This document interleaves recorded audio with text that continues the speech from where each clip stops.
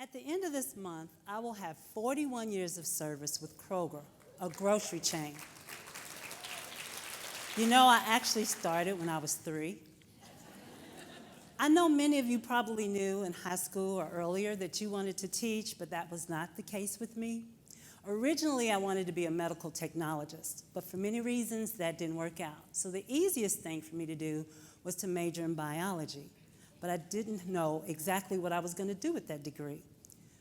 When people would ask me if I was going to teach, my response was, hell no. Teach some ungrateful brats? I don't think so. And I couldn't have done it then. So after college, I went to full-time at Kroger, and I was promoted to supervisor of front-end operations. That meant what I mostly supervised were high school students.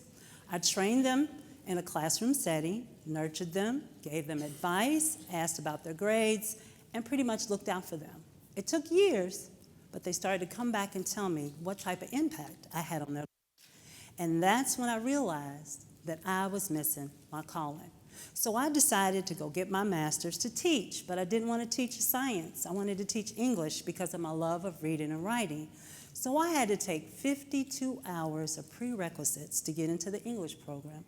And ultimately, I took a $13,000 a year pay cut. So at that point in my life, I was very passionate about becoming a teacher. Can you imagine what it was like for me going back to college after being out for 21 years? The first time I went into the library, I frantically looked for the card catalog. I know some of you have no idea what I'm talking about.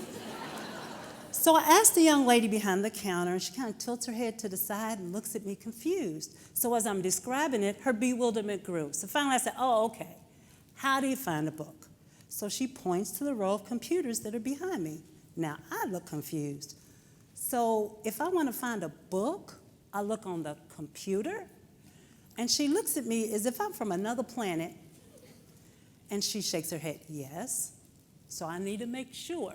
So the computer is going to tell me the location of the book? Now she's looking at me as if she wants to say, do you understand the words coming out of my mouth? And with a slight attitude said, yes. I want to remind you, when I was in college, technology was an electric typewriter. So at this point, I was extremely lost. But you know what? I got through it. Another challenge was my first classroom observation. Now, when I was in high school, going to the principal's office meant you were going to get the paddle. So you can imagine the culture shock for me. The teacher starts talking, and there are students talking to each other, and they're not whispering. They're talking in a normal tone. And some are passing pictures back and forth. And one gets up and goes to the pencil sharpener, and the other one gets up and goes to the window. And all this confusion, all I hear is wah, wah, wah, wah, wah, the Charlie Brown teacher. And then his voice escalates to talk above the students. And I want to stand up and yell, please be quiet. That's the polite version. I was freaking out. My heart started beating fast. I started sweating, and I don't know if that was from a hot flash or the heat of the moment. But all I know that was going through my mind was, what in the world have I gotten myself into? As soon as I got home, I called my daughter, who was away at college, and I said, did you behave in this manner when you was in high school? She said, oh, Mama, kids know who they can treat like that. You just can't be one of those type of teachers. And she said, knowing you the way that I do, I know you won't be. So, that eased my mind for the moment, and somehow I got through it. All of this leads to my very first point of what I learned as a teacher, and that is we have to be able to step out of that comfort zone and be able to adapt to change.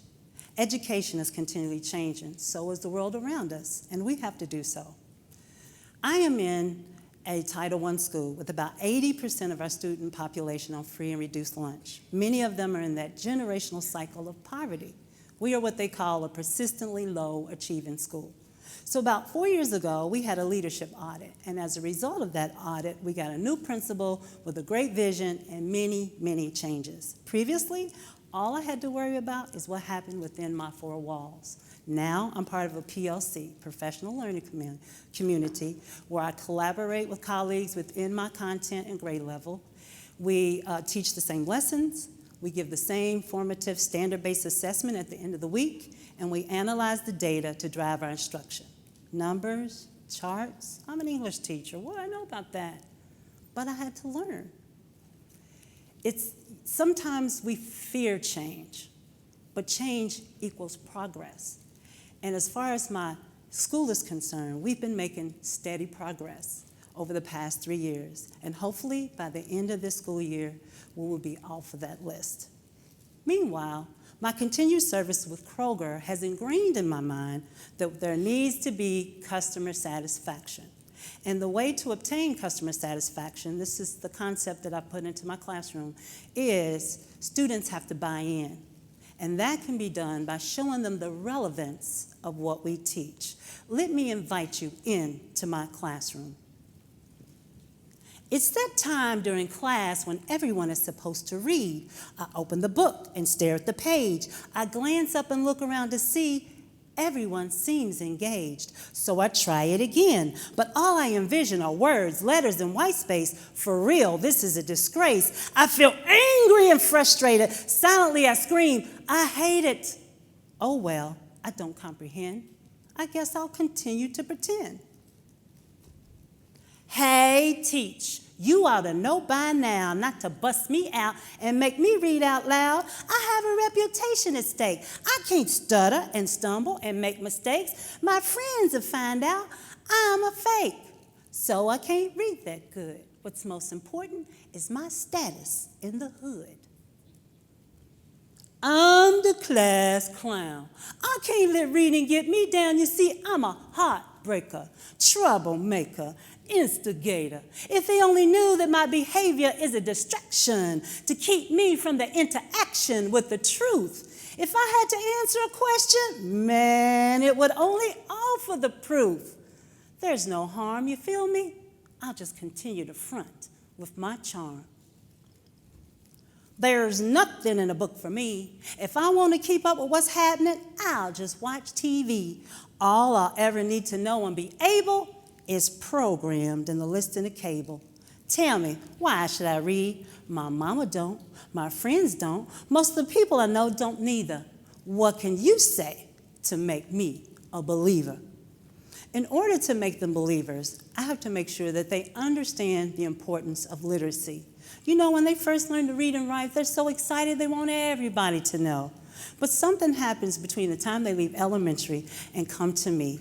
By then, for some, it becomes a resentment, a detachment. When they struggle, they shut down.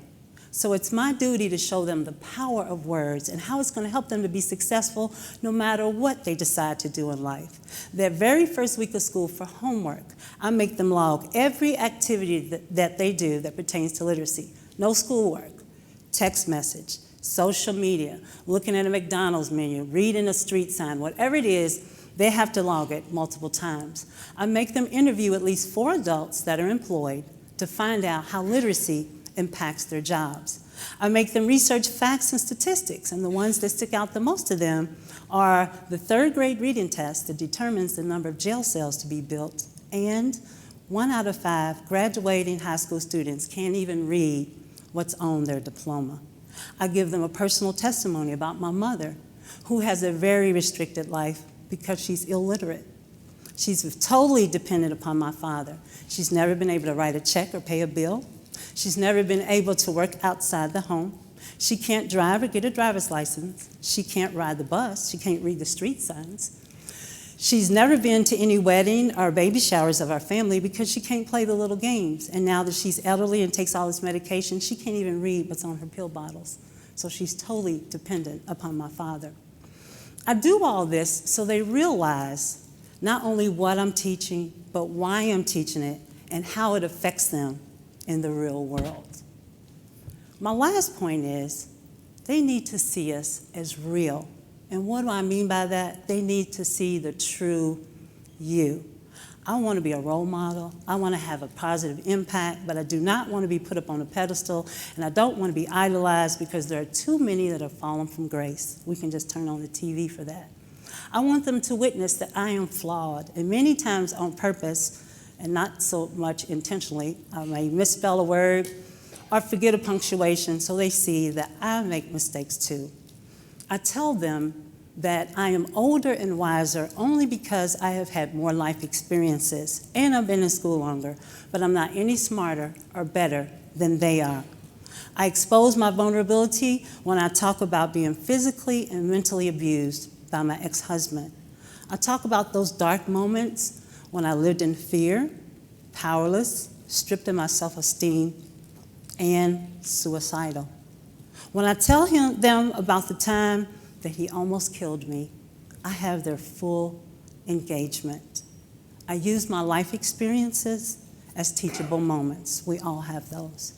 So it's in those moments when they see the real me that they believe in me, they trust me, they have faith in me. And that's how I can reach them and be more effective in teaching them. I want to leave you with a poem I wrote about ignorance, and I want to dedicate this to Missy Calloway. Shout out to you, Missy. She's the reason that I'm here, and she used this when she was in her classroom, when she taught persuasion, because it generates a lot of conversation. Ignorance. Do you wear it on your chest like a name badge, or is it a chip on your shoulder, daring to be knocked off? Or more so, does it cling to you like a cheap polyester suit? Ignorance makes you walk straddle-legged to keep the waist of your pants thigh-high as if your butt was dragging the floor. Need I say more? Ignorance verbalizes profanity and foul language with every other word containing 4 letters. Is it because you can barely read and write and don't know any better?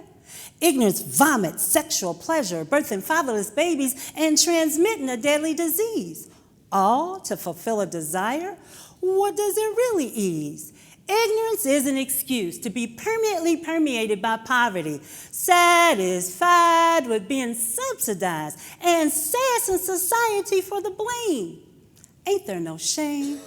Ignorance holds you hostage, hindering higher education and obsessively oppressing you like a slave. Why settle for minimum wage? Seeping, creeping, boldly breaking into the bloodstream, daringly dominating the young and the old. It doesn't care about your race, your weight, your size, not even the color of your eyes. It arrogantly attacks from late night until the early morn. Yes, that's ignorance. You've been warned. Thank you.